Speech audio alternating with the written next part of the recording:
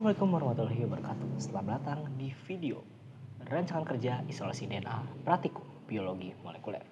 Saya Mati Haq dengan NIM C24013122. Izinkan saya untuk menjelaskan apa yang akan kita lakukan di praktikum biologi molekuler isolasi DNA. Jadi isolasi DNA secara umum adalah proses isolasi sebuah sel memisahkan sel dari zat lainnya. Dan prosesnya sendiri dimulai dengan isolasi dan ekstraksi yang berjalan secara berkesinambungan, lalu dilakukan uji kualitas dengan elektroforesis, dipanjangkan DNA dengan amplifikasi, lalu dilanjutkan lagi dengan uji kualitas yang kedua dari elektroforesis, dan terakhir melakukan sequencing. Nah, setelah itu apa sih yang akan kita lakukan? Dan hal itu sudah saya rangkum dalam rancangan kerja ini yang nanti akan digambar di sini ya. Dan yang pertama adalah menyiapkan 0,03 gram tisu di dalam 1,5 ml tube, dan itu kita singkirkan terlebih dahulu ya. Lalu dalam suatu jadi kolom nanti kita akan tambahkan GT buffer sebanyak 200 mikroliter, lalu dihomogenisasi dan akhirnya menambahkan lagi 20 mikroliter protka yaitu maco protein dan di shake selama 30 detik, lalu diinkubasi sebesar 60 derajat Celcius dengan rentang 30 derajat sampai 60 derajat Celcius, lalu di-invert setiap 5 detik selama 30 kali. Lalu ditambahkan lagi 200 mikroliter CBT buffer dan di-shake kembali selama 5 detik. Lalu melakukan proses inkubasi dengan suhu 60 derajat Celcius. Lalu di-invert lagi setiap 5 detik selama 30 kali.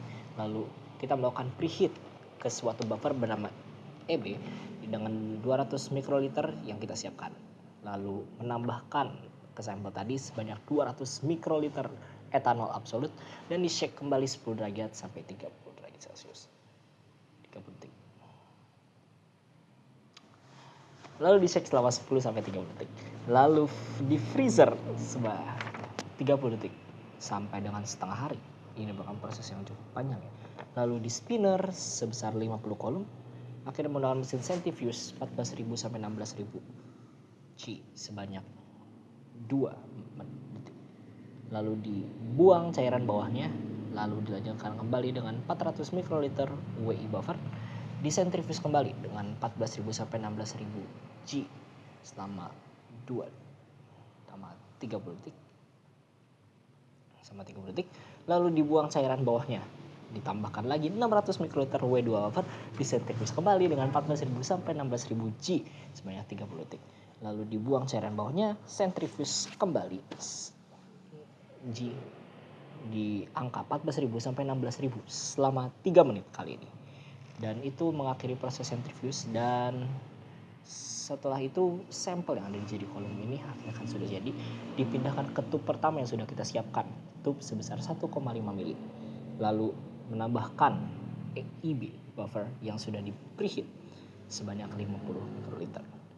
Itu tunggu 10 detik, lalu sentrifuge kembali 14.000 sampai 16.000 G selama 30 detik. Semoga video ini dapat membantu Anda dalam menjaga Pieter Laboratorium dengan aman dan menyenangkan. Saya Mati Haq, pamit undur diri. Wassalamualaikum warahmatullahi wabarakatuh.